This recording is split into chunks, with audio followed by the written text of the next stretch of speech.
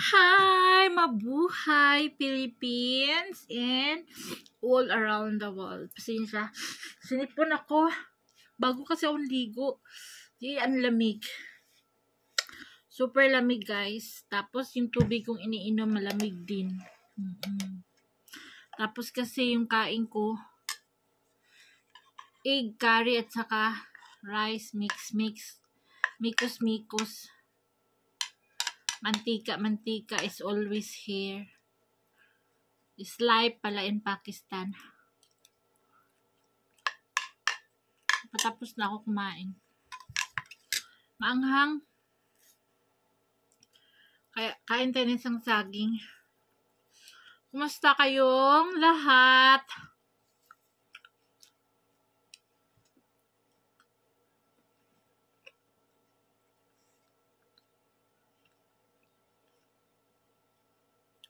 Sana ay nasa mabuting kalagayan po ang lahat.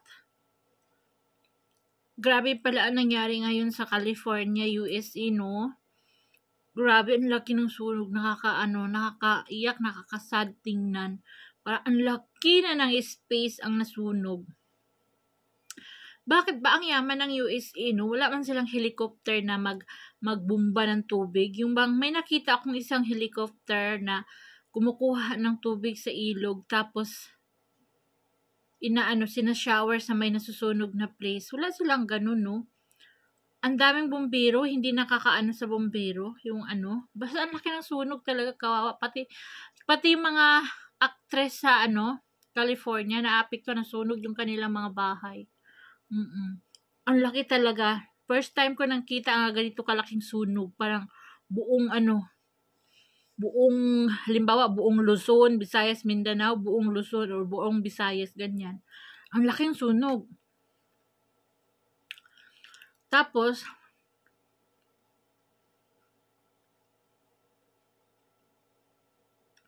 mga kabayan natin dyan sa California, ingat kayo. Sana nakaano na kayo sa lugar na malayo sa sunog, nakapunta na kayo, naka-evacuate na kayo. So, sana wala tayong kabayan na nasawi sa susunog. Salamat, thanks God. Talagang super nakakakaba, nakakakilabot ang sunog sa Amerika.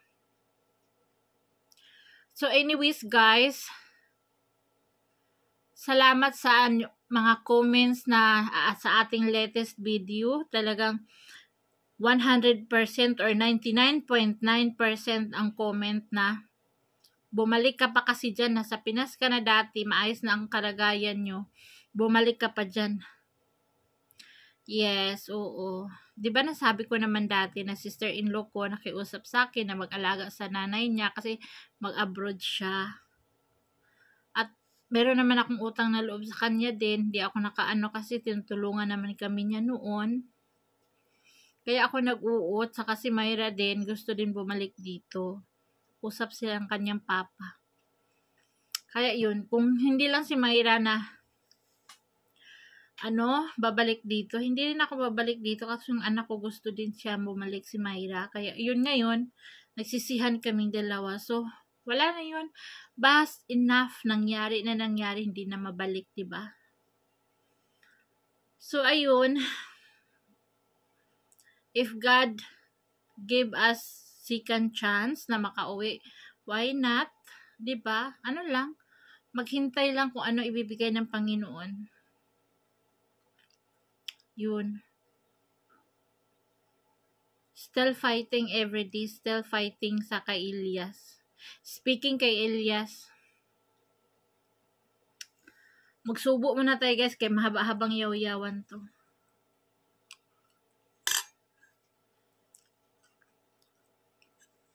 Ayoko na.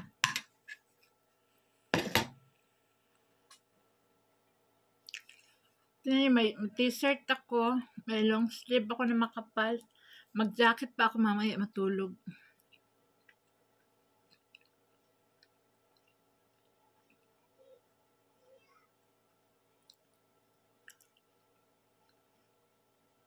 Mahangin dito sa amin, maglalaba ka, matutuyo agad kasi ang hangin lakas.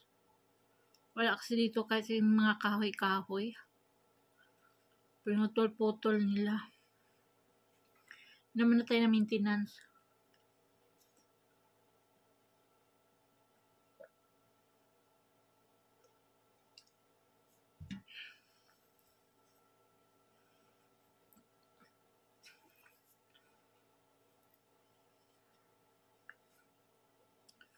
So, sabi ni Ma'am Belia Yungko, mabait na si RG ngayon kasi naka-score na yan. Sabi niya, tanong niya, mabuti hindi yan inaatake sa puso, na may sakit sa puso si RG. Naku ma'am, yung topic na yan, 2 bisis na nangyari sa amin yan. Sobra siyang active sa 6. Nangyari hating yun sa gabi yun. Sabi niya, oh, teka, hindi ako nakahinga. Pero hinabol niya talaga yung hininga niya.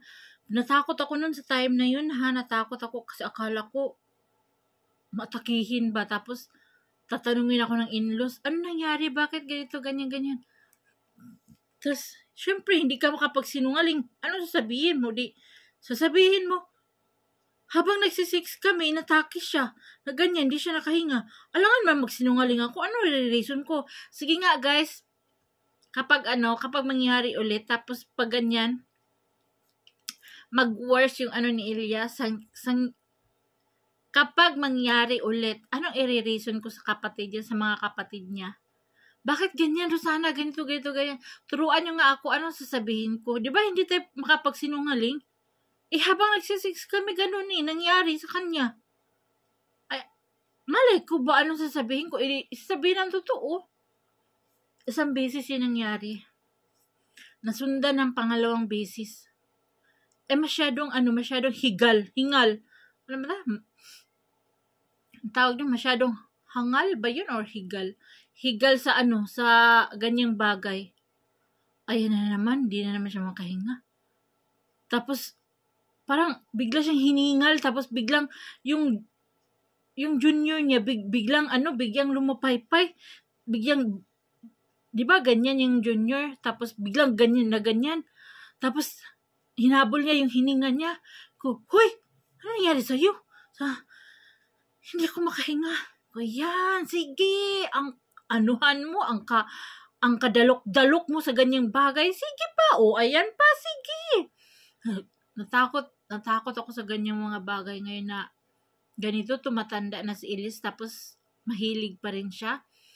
Tapos pag anong mangyari, baka ako sisihin, Sa tingin ninyo, kapag magtingin ng in-laws, kapag anong mangyari kay Elias or sa amin, or sa akin. Si Elias, marunong man yan magsinungaling si Elias ako hindi Siyempre, anong sasabihin ko? Habang kami, nangyayari yung ganyan ano ba? Ano pa bang sasabihin ko? Magsisinungaling ako? Uy, wala talaga sa utak ko kung anong sasabihin ko Yun. Mga ganyang bagay pa naman, tago dito sa ganyan. Grabe, napakasikreto nilang gawin yan. Kahit may mga anak na, ang daming anak. Paano kaya nila ginagawa yun ang mag-asawa hindi nagtatabi dito. Siguro may usapan mamayang gabi, ganito, ganyan. Katulad sa amin, Elias, may schedule kaming araw, oo. Na kapag hindi nasusunod, grabe si Elias, parang natutubuan ng sungay, parang nadidemonyo si Elias pag hindi natutupad yung schedule namin. Grabe. Sabi ko, nagdadasal ako sa itaas. Kapag ikaw talagang tao ka, ma-stroke ka sa pagkahingal-hingal mo, ha? Sa ganyang bagay, iwan ko lang sa'yo. Mapahiya ka talaga. Kahit mamatay man tayong dalawa, sabi ko, sasabihin ko talaga, nangyari yan dahil sa namin, sa niya, sa kahingal niya, sa pagkadalok-dalok niya sa ganyan. Ganyan talaga sasabihin ko. Oo. Pag atakihin, parang nakakahiya ang reason, no?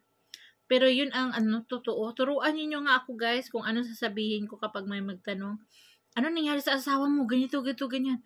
Turuan nyo nga ako. Eh, syempre, katatapos yung ganyan. Ito nangyari yung ganyan. Hinihingal yung asawa mo. Sus ko.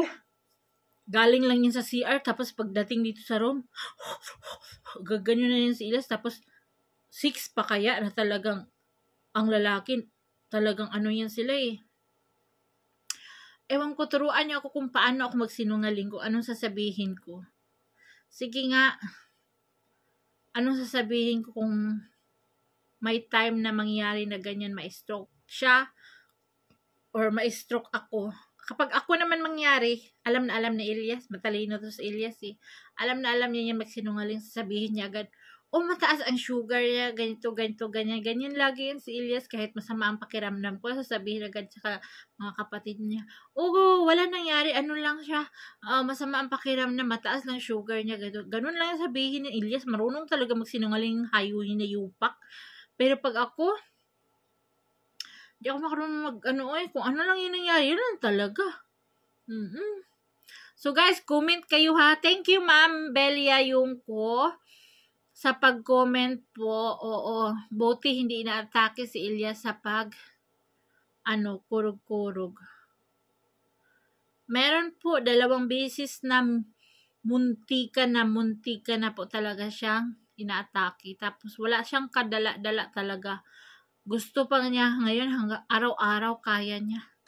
Alam mo, kaya sa isip niya, pero sa baba niya, hindi na kaya. Ganon si Ilyas. Tumatanda na lumilibog na nabubuang. Ganon si Ilyas. So, ito lang ha. Comment down kung anong sasabihin ko sa in-laws ni Ilyas kung mangyari man na, may mangyari mang hindi maganda. So, syempre, tuk-tuk naman tayo. Tuk-tuk tayo. Sana hindi mangyari naman. So, turuan niyo ako magsinungaling kung anong sasabihin ko. So, ito lang. This is it for today's video. Comment down. Kiwa natin ng kwento or yaw-yaw ang inyong comments. Thank you for the comment, Ma'am Belia Yungko. Ang aking solid viewers since before until now. Ma'am Belia Yungko, thank you so much. God bless and subscribe our YouTube channel, Rosana Ilyas. Bye! God bless everyone!